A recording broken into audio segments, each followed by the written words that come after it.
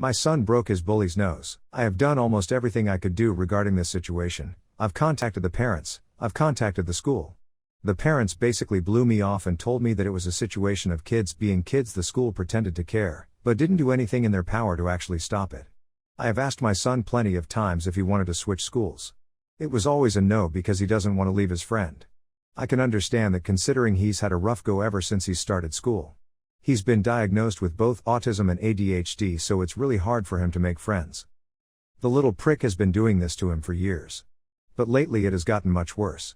He's been shoving my son in the hall/lunch line, causing him to fall many times, and calls him things like retard and slow. He used to pick him up by his backpack and toss him to the ground before he had a growth spurt, but now my boy is taller than most kids in his grade, 5th, still, he didn't know how to stick up for himself.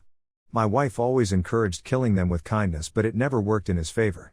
I have told him repeatedly for the past year that he needs to stand up for himself and fight back.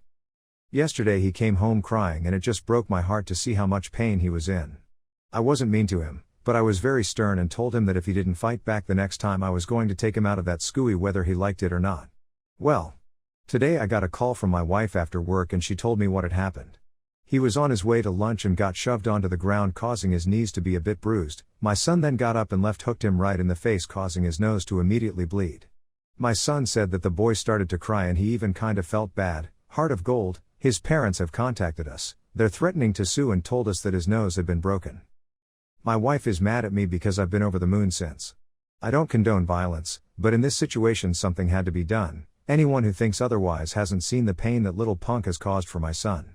If his parents didn't want it to come to this, then they should have taken it more seriously when I told them how much of a big asshole their kid is. I had my fair share of bullies as a kid and I never did anything about it. I'm glad that I'm raising a son that is much tougher than I was. I hope that this has taught him to never be afraid to stick up for himself. I'm a very proud dad today.